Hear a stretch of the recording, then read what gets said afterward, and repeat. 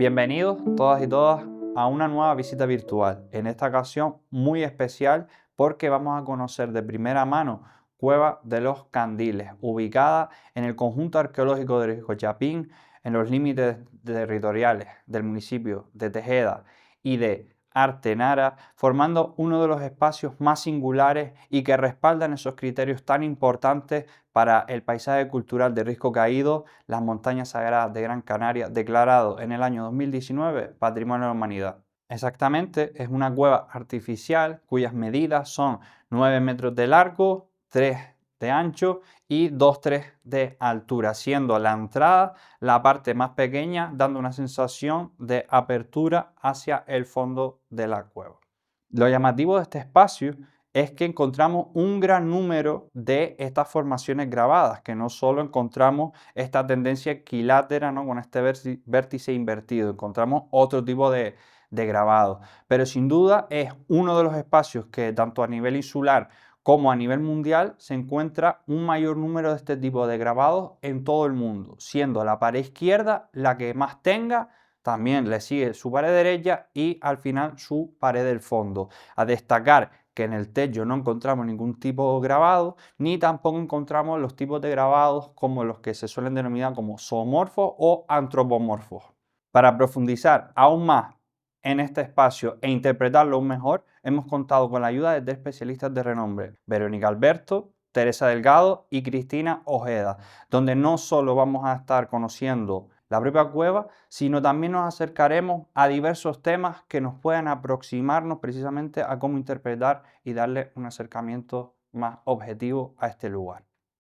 A principios de los 2000 llegué por casualidad hasta ese lugar y que me fue muy difícil porque no fui acompañada y realmente en aquella época todavía no estaba preparado el acceso y yo no conocía el camino y realmente ya llegar fue una aventura, pero en el momento que accedí a la cueva y me coloqué, me situé en aquel espacio, me di cuenta que realmente era una expresión del pasado, de las gentes de otra época excepcional. Tenemos un espacio único que para entenderlo, que para explicarlo, necesitamos contextualizarlo culturalmente, históricamente. ¿Qué es Cueva Candiles?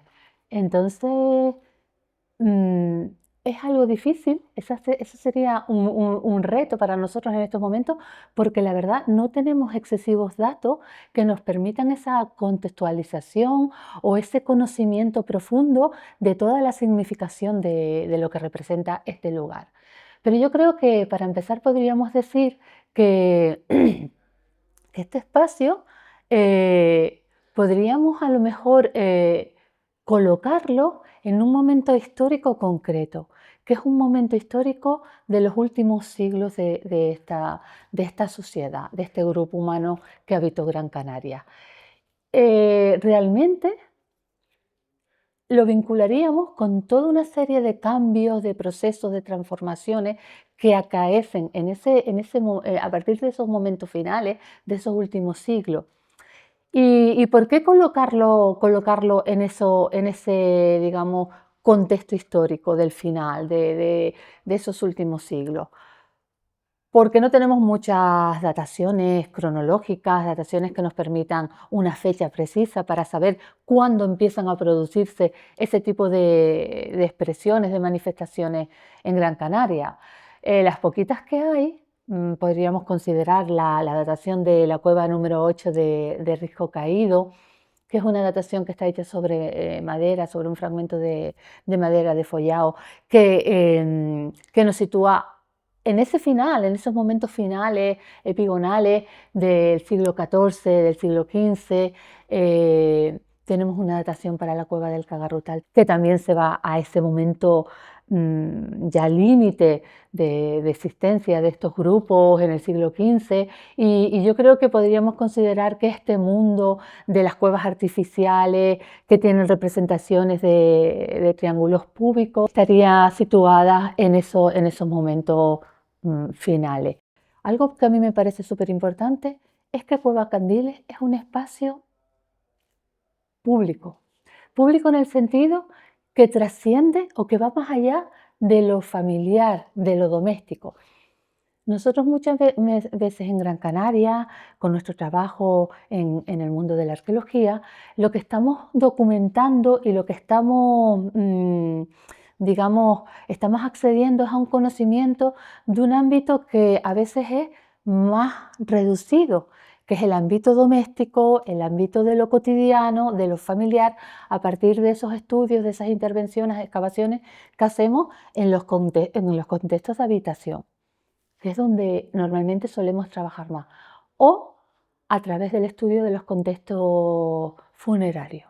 Pero tenemos pocas, digamos, pocas experiencias en esos ámbitos que superan o que van más allá de lo doméstico. Entonces, Cueva Candiles es uno de estos ámbitos. Y su estudio realmente nos permite conocer y completar pues las experiencias vitales de estos grupos humanos, de estas personas, más allá de esa, digamos, cotidianidad de su día a día. Y darnos una visión más completa. Por eso creo que Cueva Candiles y espacios como Cueva Candiles son fundamentales y son necesarios estudiarlos. Ahora, con todas las dificultades que implica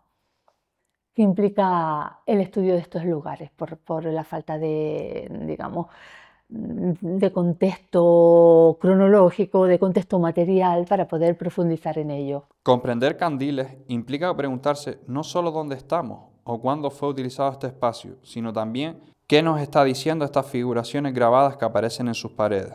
Las representaciones de vulvas femeninas no son simples elementos decorativos, forman parte de un sistema de comunicación que pueden transmitir valores, ideas y formas de entender el mundo. Para acercarnos a su significado, es necesario observarlas en relación con otros materiales arqueológicos y manifestaciones producidas por las comunidades indígenas de Gran Canaria. Igualmente podemos relacionar con Cueva Candiles toda esa serie de representaciones de mujeres en distintos momentos de su ciclo vital, sus distintas fases de su ciclo vital, mujeres jóvenes, mujeres embarazadas, mujeres de edad avanzada, que nos están hablando de cómo se perciben ellas y cómo son percibidas por el grupo y por la sociedad en la que están insertas. ¿Qué son estas manifestaciones? ¿Qué son estos elementos? ¿Qué son las figuritas? Se trata de representaciones tridimensionales. Constituyen además una manera no verbal de comunicar y de captar conceptos, valores, ideologías que tienen valor e importancia para esta comunidad, para las comunidades indígenas de Gran Canaria. Si nos acercamos un poquito a este tipo de producciones, a estas figuritas, veremos que la gran mayoría, o una parte importante, representan figuras humanas. Y esto tiene una especial trascendencia. El hecho de que se representen cuerpos de personas tiene un especial interés porque la manera en la que cada grupo humano gestiona el cuerpo no es algo universal ni tampoco es aleatorio, sino que va a venir determinado o está atravesado por multitud de elementos, desde identidades de género, edad social, estatus, condición social e incluso, por ejemplo, determinadas prácticas rituales, ¿no?, que nos hacen vestirnos o preparar el pelo de determinadas maneras. Todo ese tipo de elementos nos habla como ningún otro de identidades, de la construcción del ser social de la persona dentro de cada grupo humano.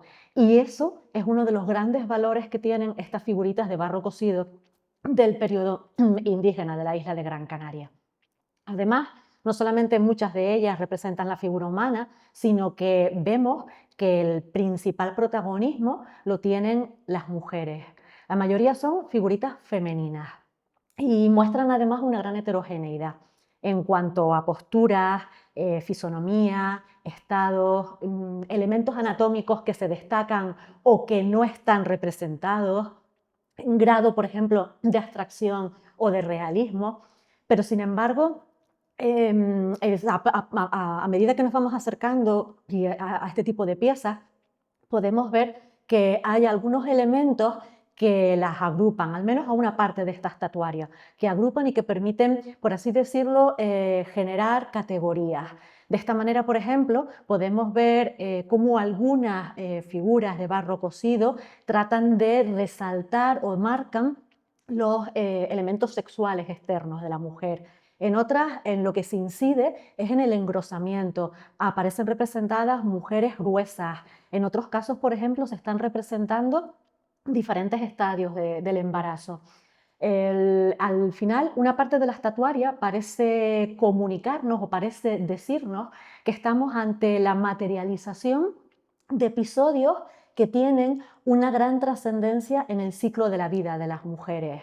Podríamos pensar, por ejemplo, en la entrada en la edad de la fertilidad. En el caso de las mujeres engrosadas, podríamos asociarlas a ese rito de paso que es el engorde prenupcial, del que nos hablan las fuentes escritas, o también vemos diferentes momentos, ¿no? en el embarazo, en el proceso de gestación. Son sin duda momentos vitales desde un punto de vista biológico, pero también desde la perspectiva sociocultural, y que vinculan a toda parte de esta estatuaria con lo que sería el mundo de la fertilidad. De entre ellas, por ejemplo, destaca el caso, por ejemplo, de las representaciones en donde lo que se marca es el volumen, la corpulencia de la persona, que por esa insistencia, ¿no? en el engrosamiento y en la obesidad, podríamos, o nos estarían remitiendo a una práctica ritual que describen las fuentes etnohistóricas. Las fuentes etnohistóricas son esos escritos que los dejaron que describen a estas poblaciones a raíz del contacto de los europeos a partir del siglo XIV con las Islas Canarias, del proceso de conquista y de posterior colonización. Cueva de los Candiles es sin duda un lugar que está cargado de valor simbólico. Su lectura, sin embargo, y su interpretación no puede hacerse aislada de la realidad social y cultural de la sociedad indígena de la isla de Gran Canaria. La representación que puebla todas las paredes de esta cueva artificial, así como también las de otras cavidades, presenta una clara convergencia y parecen compartir un discurso con otro tipo de materialidades del mundo indígena, concretamente con las figuritas elaboradas en barro cocido.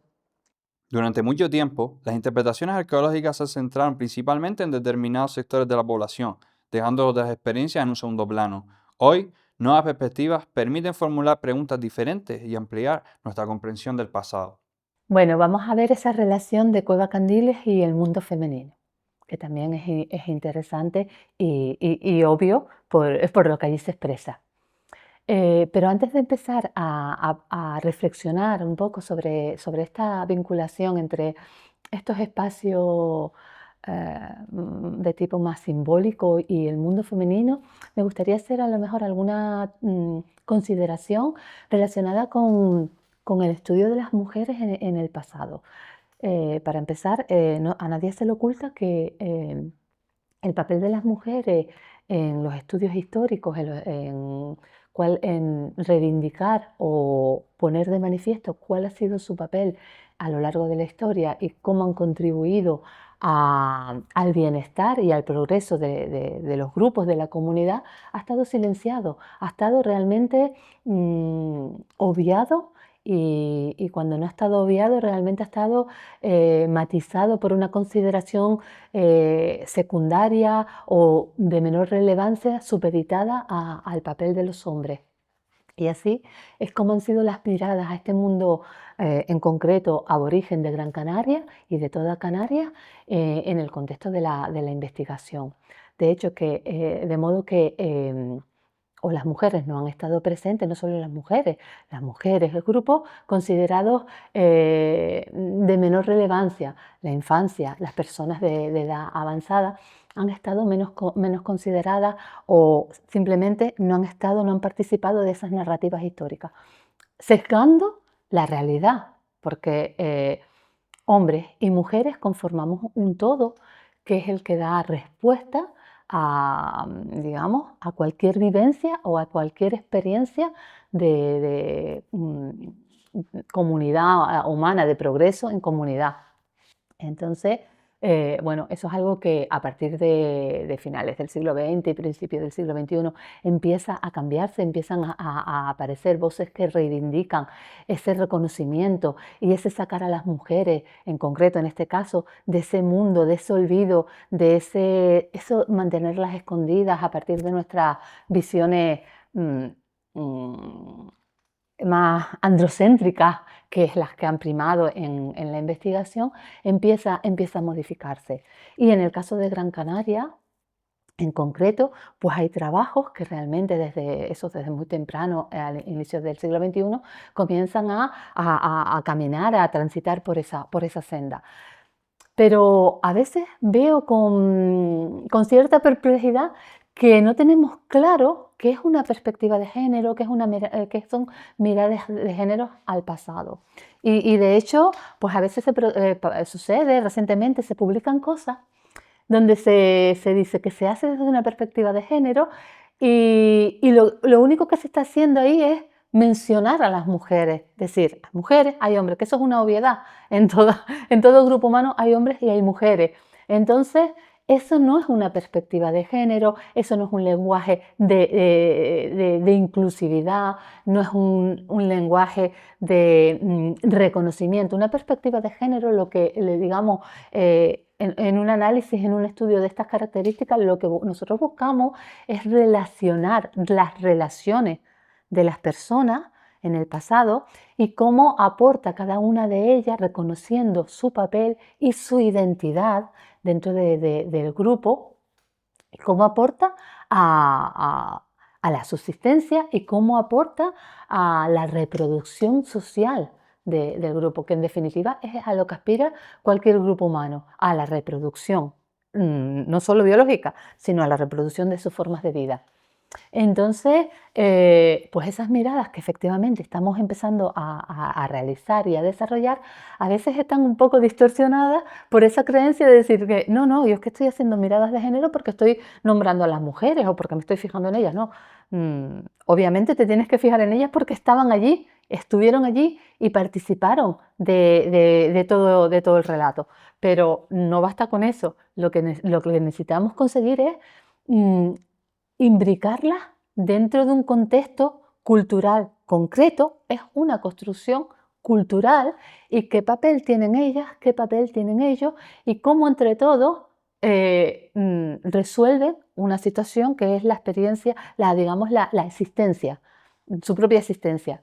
Fíjate que normalmente el tipo de actividades que a ellas se les reconoce está vinculado con una serie de trabajos de artesanía que son requieren una especialización muy alta, que son labores que necesitas aprender, que necesitas practicar, que necesitas desarrollar para ejecutarlas y que son de difícil realización. La costura, por ejemplo, es algo que ellas alcanzaron, porque parece que son ellas, alcanzaron un nivel de realización como auténticas maestras, que es difícil superarlo hasta en la actualidad con los medios que nosotros tenemos.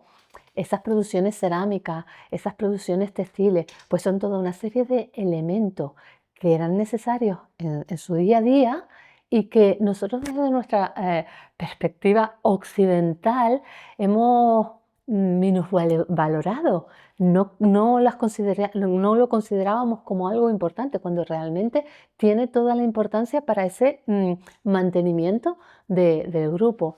Algo muy importante que estamos empezando a conocer y que estamos empezando también a poner sobre la mesa, porque lo que no se pone sobre la mesa y lo que no se cuenta y lo que no se dice es como si no existiera, son las tareas de cuidado. Pero no las tareas de cuidado y de mantenimiento en sentido genérico, hay tareas de cuidado y hay tareas de mantenimiento, no. Significa que la asistencia de determinadas personas, su supervivencia, depende de esas tareas de cuidado. Ahora con los estudios de violencia que estamos haciendo, nosotros vemos que en esas personas que sufrieron la violencia física, se va a producir una serie de cuando no mueren, cuando no llegamos a una violencia que es letal y que acaba con la vida de las personas, puede ser tan intensa esa violencia física que deja una secuela que va a requerir para que esa persona sobreviva y para que esa persona pueda tener una posibilidad de futuro, va a requerir de la implicación de otros miembros de la comunidad que deben cuidarlo, deben hacer las tareas de recuperación específicas de cuidado médicos para recuperar la salud, pero luego también a lo mejor si esa persona queda con algún tipo de impedimento para realizar las labores que realizaba con anterioridad, algún impedimento físico o algún impedimento neurológico, va a necesitar que el grupo asuma su trabajo, pero también que el grupo asuma pues el mantenimiento de esas personas que necesitan esos cuidados. Y ese mundo de los cuidados y ese mundo de todo lo que se llama tareas de mantenimiento están muy vinculados a la esfera doméstica. Y vinculado con esta esfera doméstica también tenemos la presencia fundamental de las mujeres. Por tanto, podemos hacer esa asociación de las tareas de cuidado y las tareas de mantenimiento, que son esenciales, vitales para la supervivencia del grupo, a esos ámbitos domésticos y relacionados con este papel que tienen las mujeres. Pero las representaciones no son la única fuente de información. Los propios cuerpos recuperados por la arqueología conservan huellas de las condiciones de vida, las actividades cotidianas y los desafíos a los que se enfrentaron estas comunidades. En el caso de los estudios arqueológicos de Gran Canaria, un papel decisivo, clave en estas miradas va a partir o va a venir de la bioantropología, del propio estudio de los restos humanos, porque al fin y al cabo ellas y ellos son los protagonistas y sus propios cuerpos o los restos de sus cuerpos son los que nos están contando sus historias, sus identidades sociales, cómo vivieron, cómo se relacionaron y cómo superaron las dificultades que impone pues la vivencia de cualquier grupo humano en un territorio concreto. Tenemos mucha suerte porque en Gran Canaria hemos tenido un desarrollo de la bioantropología y de los estudios de los contextos funerarios que nos ha permitido acercarnos directamente y profundizar en la asistencia individual, pero también en la asistencia social de las propias personas, de los protagonistas, de ellas y de ellos. En el caso concreto, si nos centramos en el caso de las mujeres, tenemos acceso a a mucha información sobre ella, específicamente cómo eran sus condiciones de vida. Sabemos, porque están representadas en los cementerios, pues que tienen, digamos, unos niveles de mortalidad equiparables al de los hombres, más o menos representan siempre el 50%. Entonces, cuando en algún cementerio nosotros encontramos que ellas no están representadas de la misma manera, normalmente es que ellas no están suelen estar subrepresentadas, o sea, hay ausencia de mujeres, debe haber una explicación histórica, debe haber una explicación social que fundamente por qué, cuáles son las razones que llevan a que eso suceda. Y eso es una razón de tipo social, de tipo relacional. Luego también tenemos pues esas condiciones de vida de las mujeres. En algunos cementerios donde hay muchos individuos que te permiten una lectura más global, hemos visto, como por ejemplo el de Maspaloma, hemos visto que las mujeres tienen un pico de mortalidad que es diferente al de los hombres y que se sitúa en edades jóvenes, en un grupo de edad que estaría entre los 18 y los 25 años, que desde el punto de vista biológico no es la edad de muerte, de muerte natural que deben tener ni mujeres ni hombres, ellos no las tienen en ese grupo, en ese segmento de edad, y nosotros creemos que esas muertes, ese aumento de muerte en esas edades entre 18 y 25 años en mujeres puede estar relacionada con todo lo que está vinculado a la gestación, a la reproducción y a los partos, que es un momento tan delicado y tan frágil y difícil de superar para la mujer y para la criatura que está por nacer. La presencia recurrente de determinadas representaciones plantea nuevas preguntas. ¿Qué papel ocupaban las mujeres dentro de esta sociedad? ¿Qué importancia tenía la reproducción para el conjunto de la comunidad? ¿Y qué relaciones de poder pueden esconderse detrás de estos discursos simbólicos? Lo cierto es que podríamos plantearnos que representaciones como las de Cuevas Candiles o esta producción de figuritas estarían, bueno, pues claramente están poniendo en evidencia la importancia que tiene una categoría como la fertilidad para estas comunidades, para este grupo humano. Y está también destacando el protagonismo de la mujer o está confiriendo un especial rol en el ámbito de la fertilidad y de la reproducción. Pero eso que estoy planteando es sinónimo de una preeminencia de la mujer en esta sociedad o es sinónimo de unas relaciones de género igualitarias. Bueno, pues la respuesta me atrevería a decir que es negativa. Aparte de algunos testimonios del registro arqueológico, las fuentes etnohistóricas son bastante claras en este sentido. Por ejemplo, en este engorde prenupcial, pensemos que estamos ante una norma social, es decir, no es algo aleatorio, no es una decisión individual, sino que es una práctica al que se somete el conjunto de jóvenes antes del matrimonio, que está regulada, que está sometida a una serie de normas y que está, por tanto, institucionalizada. Las fuentes escritas hablan además de que el sostenimiento de este tipo de mecanismos está en manos de los poderes políticos, que está ejercido por la élite masculina de esta población. Estaríamos, por tanto, ante lo que sería un control y una gestión social de la reproducción y también de la demografía. Hay también algunas otras evidencias, tanto del registro arqueológico como de las fuentes etnohistóricas, que claramente muestran esas relaciones asimétricas, una subordinación del segmento femenino de la población al masculino. Y por lo tanto, estas figuritas femeninas podríamos vincularlas también o serían una expresión de esa violencia que tiene un carácter más simbólico y que muchas veces puede pasar más desapercibido. Hay otro aspecto fundamental también muy interesante en este tipo de representaciones figurativas y es dónde aparecen. Una gran parte de estas representaciones tridimensionales aparecen en ámbitos domésticos, también algunas han aparecido en graneros colectivos, pero sobre todo aparecen en ámbitos domésticos. Y estos espacios tienen una gran importancia. Son espacios donde se desarrolla la vida cotidiana, donde la infancia, las niñas y los niños empiezan a aprender los valores y los principios que rigen su sociedad, a entender el mundo, a cómo relacionarse, y en esos espacios domésticos están estas figuritas.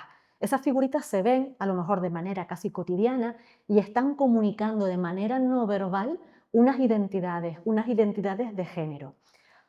Sobre todo, me gustaría resaltar una cuestión, y es que estas representaciones figurativas están marcando claramente qué se espera de las mujeres, cuál es el rol que tienen que desempeñar las mujeres en esta sociedad.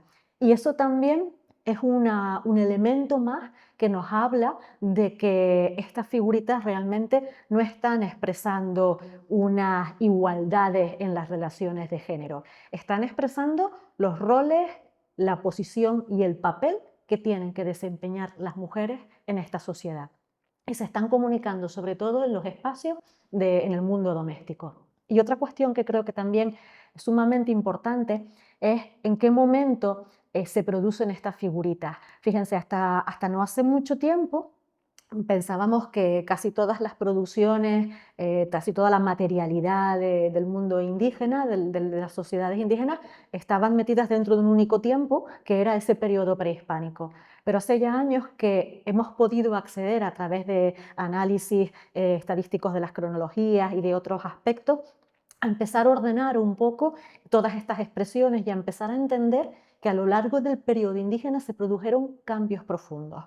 Uno de esos cambios se va a producir en torno al siglo XI. En esos momentos vamos a ver que se va a producir una intensificación de la agricultura va a adquirir un gran protagonismo, adquieren también un gran desarrollo los graneros colectivos para almacenar sobre todo las cosechas, hay un incremento demográfico muy fuerte y se empieza también a poblar densamente todo el litoral y a explotarse intensamente los recursos pesqueros. Estamos, por tanto, ante cambios sociales, ante cambios económicos, pero que probablemente tuvieron que verse también acompañados por cambios ideológicos. Realmente lo que estamos viendo son figuritas que se están utilizando o que tienen su lugar de uso fundamental en ámbitos domésticos, que tienen un discurso vinculado con el mundo de la fertilidad, su propiciación, pero con una estrecha vinculación también con los mensajes que se están transmitiendo en cavidades como es el caso de la Cueva de los Candiles, donde en este caso estamos ante espacios sumamente especializados, con fines probablemente rituales, que irían dirigidos tal vez a prácticas con un carácter más comunal, dirigidos también a la función de cohesión del grupo, pero en ambos casos, aunque son espacios, uno las figuritas usados en ámbitos domésticos y otros espacios con un carácter más especializado en el mundo ritual, como es el caso de la Cueva de los Candiles, los discursos de ambos, de figuritas en los espacios domésticos y de Cueva de los Candiles, se unen, convergen y están hablando al final de unos discursos que tienen que ser analizados conjuntamente para poder ser interpretados y comprenderse. Es interesante saber que estas figuras y que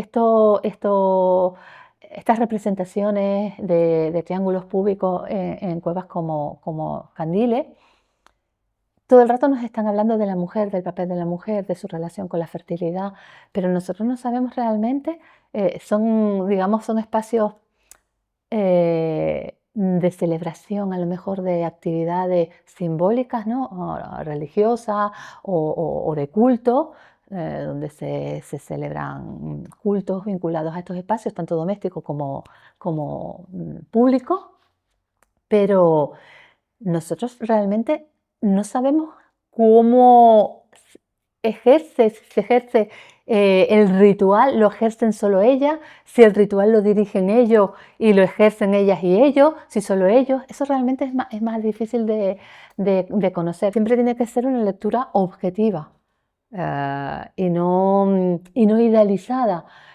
Existen estas cuevas que implican además toda una concepción, una consideración de organización del trabajo para labrarlas, para concebirlas, para realizarlas, para luego que estén funcionando, estén en funcionamiento y que eso sea directamente lo conviertas en un papel protagonista de la mujer desde el punto de vista político o social en la esfera pública. No es así. Y de hecho, en el caso de las comunidades aborígenes de Gran Canaria, parece que realmente las mujeres no van a tener ese papel. Interpretar el pasado es solo una parte del trabajo. La conservación de estos espacios es igualmente fundamental para garantizar que futuras investigaciones puedan seguir aportando nuevas respuestas. Mi nombre es Cristina, soy restauradora y conservadora de bienes culturales con la especialidad de arqueología y estoy en este proyecto con Alba Fuentes, doctorada y profesora de la Universidad de La Laguna, ¿no? Nosotras estamos llevando a cabo este proyecto en Candiles, no es un trabajo aislado, sino forma parte de un proyecto mayor que venimos desarrollando desde el año 2022.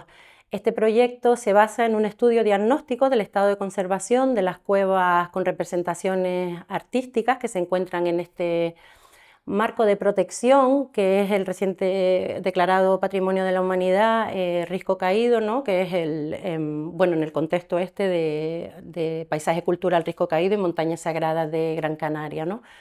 ¿Qué pretendemos con este proyecto de diagnóstico en estos conjuntos? Pues generar, establecer un plan de conservación preventiva que nos ayude, bueno, pues con la estabilización de estos procesos de alteración que estamos viendo en las paredes de las cuevas, ¿no? Este proyecto tiene una fase inicial que es la recogida de material en campo, la recogida de lo que sería toda la información que podamos rescatar, ¿no? A nivel de conservación en campo, y con esa información generar unas fichas de diagnóstico, son unas fichas de vulnerabilidad que nos permiten a nosotras entender y al sector entender un poco qué es lo que está sucediendo en estas cuevas y el nivel de riesgo que corren los diferentes conjuntos.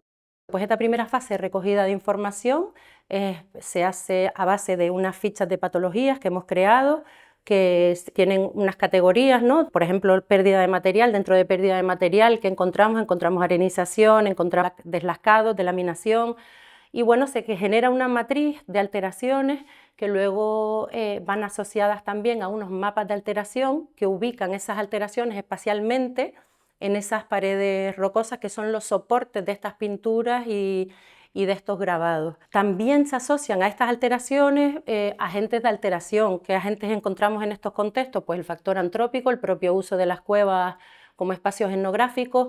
Encontramos sales, altos contenidos en sales. No es lo mismo hacer un registro de patologías en un edificio histórico, ¿no? Un bien inmueble en un casco histórico de una ciudad, a un contexto natural como pueden ser las cuevas, ¿no? Entonces esto nos obligó también a preparar como un tesauro, un diccionario de esas alteraciones que estamos viendo en las paredes de esta naturaleza que en muchos casos es la toba. Este tesauro va asociado a unas imágenes también de cara un poco a sistematizar y mecanizar el trabajo de forma que si vienen otros equipos a investigar, pues entiendan, igual que nosotras, ese tipo de alteraciones viendo, ¿no? Luego también se toman muestras para analíticas. Nosotras colaboramos con la Universidad de La Laguna, el laboratorio del SEGAI, y allí, pues bueno, esas muestras nos ayudan a nosotros a entender mediante, bueno, son técnicas, difracción de rayos X, microscopía electrónica de barrido, también usamos la cromatografía, pues nos ayuda a entender un poco la naturaleza de la piedra y los procesos de las costras, ¿no? Los procesos de alteración que están pasando en las cuevas, ¿no? Bueno, dentro de este registro en campo nos ayuda a nosotros entonces a generar estos informes que en el caso de Candiles, por ejemplo, resultó ser de los conjuntos que habíamos hecho, que era la cueva número 6 de Risco Caído, la cueva del Guaire en Cuevas del Rey y Candiles. Dentro de estos tres conjuntos resultó que gracias a este informe entendimos que Candiles era la que estaba sufriendo un mayor proceso de deterioro. Y entonces esto nos ayuda a una segunda fase de trabajo que es volcar, específicamente buscar la problemática que está sucediendo en esa cueva, ¿no? ¿Cómo se hace esta segunda fase en Candiles? Bueno, pues se desarrolla un estudio de las sales, pormenorizado de las sales, que es el principal agente de deterioro en este conjunto, que está afectando directamente a los grabados. Y también se generan pues unas intervenciones de restauración, que esa parte restaurativa, ¿no? Que es bueno, pues un poco más mínima, ¿no? y específica de algunas zonas pues, que estaban más deterioradas y que podía desprenderse, ¿no? Junto con los grabados. Bueno, ¿cómo se realizan estos mapas de alteración? Pues se ubican unas papetas para realizar unas muestras, ¿no? Se hace como un mapeo de sales, se ponen unas muestras a lo largo de todas las paredes de la cueva. Están estratégicamente ubicadas, no son aleatorias, para luego nosotras esa información volcarla en los mapas de alteración, ¿no? Esas muestras se dejan un tiempo, esas muestras solubilizan las sales, que son las peligrosas, que se encuentran en las paredes, las solubilizan, y luego esas muestras las analizamos en laboratorio para llevarnos una perspectiva más cualitativa y cuantitativa de lo que serían las sales, ¿no? Por ejemplo, nosotras hemos descubierto que en este entorno el nivel de sales es muy superior al nivel de sales que nos podemos encontrar en otros contextos más urbanos.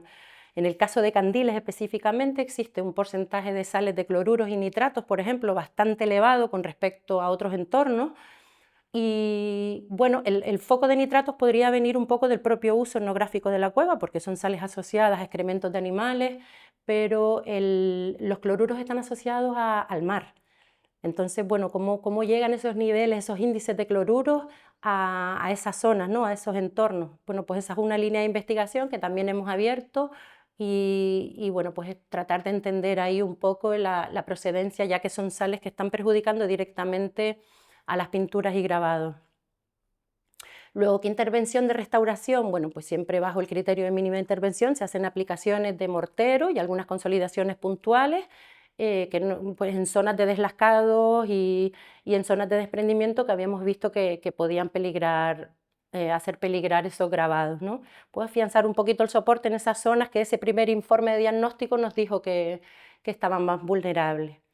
Y bueno, un poco es básicamente el trabajo en campo que estamos realizando y bueno, la idea de todo esto es crear un poco un plan de conservación preventiva que nos ayude a abordar estos temas de estos sitios que son tan vulnerables realmente, ¿no? Porque las zonas de cuevas donde se encuentran los grabados y las pinturas, bueno, pues están sometidas a unos condicionantes climáticos. Ahora con el cambio climático estas cosas se acentúan más y bueno, generar un plan de conservación preventiva con estos mapas de riesgo, ¿no? Que nos permitan a nosotros y al sector entender un poco qué es lo que está sucediendo en estas cuevas a nivel, pues es un poco más de cueva, microclima y eso, ¿no?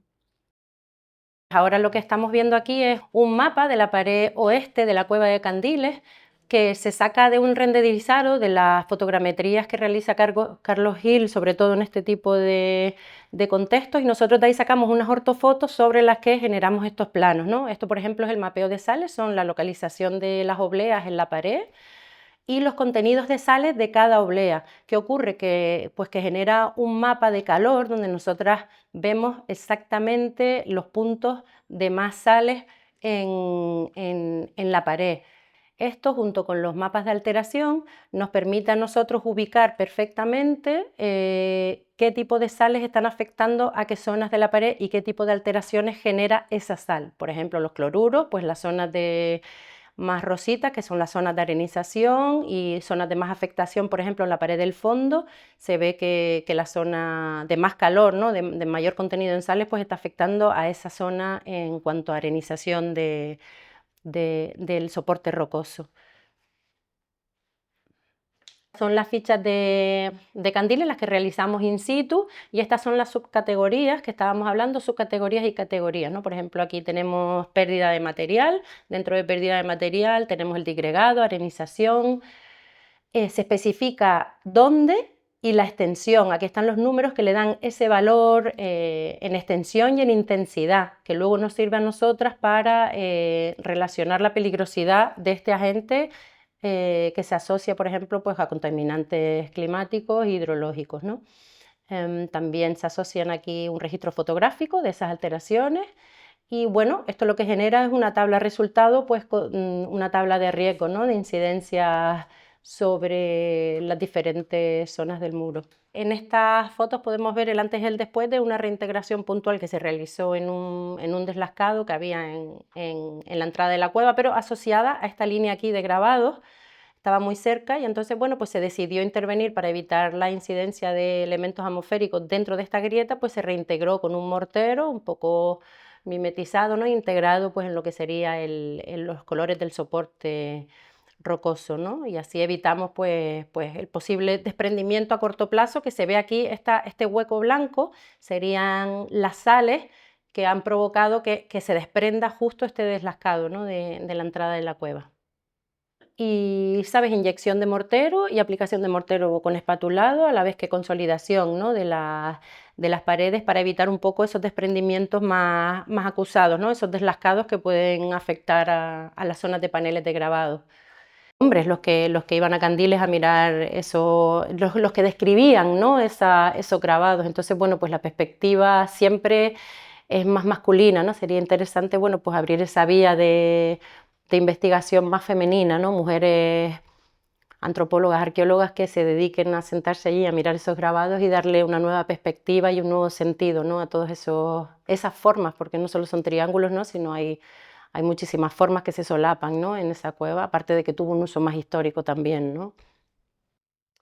Y bueno, la parte de conservación, ¿qué ocurre con estos informes también de vulnerabilidad? Pues nos ayuda a entender, bueno, pues que tiene que haber un régimen de visitas, que el suelo está muy deteriorado y que no se puede pisar directamente, con lo cual se colocan suelos técnicos como el Tramex que se ha colocado, el cerramiento de algunas cuevas, aunque esto es un tema más polémico, ¿no? El tema de cerrar, no se pueden poner, como dicen, ¿no? Puertas al campo, entonces, bueno, pero sí es verdad que hay cuevas que requieren de una intervención de urgencia con más premura, ¿no? Porque es verdad que se están viendo que, por ejemplo, no precisamente Candiles, pero sí en la Candelaria se están viendo que se están desprendiendo los pigmentos de las paredes, ¿no? Y entonces, bueno, todo eso, todo este diagnóstico nos ayuda a nosotros a entender un poco pues qué medidas tomar, ¿no? Sobre estos contextos. La cueva de los Candiles sigue planteando interrogantes. Muchas de las prácticas asociadas a este lugar continúan siendo difíciles de reconstruir con precisión y probablemente nunca lleguemos a conocer de todo su significado. Sin embargo, la investigación arqueológica permite aproximarnos cada vez más a las personas que habitaron este territorio y a sus formas de organizarlos, a sus creencias y a los valores que dieron forma a su mundo. Las nuevas perspectivas de estudio entre ellas la perspectiva de género, no buscan ofrecer respuestas definitivas, sino formular preguntas más complejas y construir interpretaciones más completas sobre las sociedades del pasado. Candiles es, en este sentido, mucho más que una cueva. Es un espacio donde patrimonio, memoria e investigación continúan dialogando en el presente. Sin duda alguna, todo lo que hemos aprendido a lo largo de esta visita virtual ha dado mucho para conocer y quizás plantearnos si realmente conocíamos todo sobre este espacio. Y como podrán observar, muchas de estas nuevas investigaciones, restauraciones y conservaciones en estos espacios son necesarias para poder acercar de manera objetiva y precisa esos procesos históricos que a veces se nos han pasado por alto y que a veces hemos obviado por otro grupo de la población. Espero que hayan disfrutado de este vídeo, de esta visita virtual. Muchas gracias en confiar en nosotros. Mi nombre es Antonio González Silva y hasta el próximo vídeo.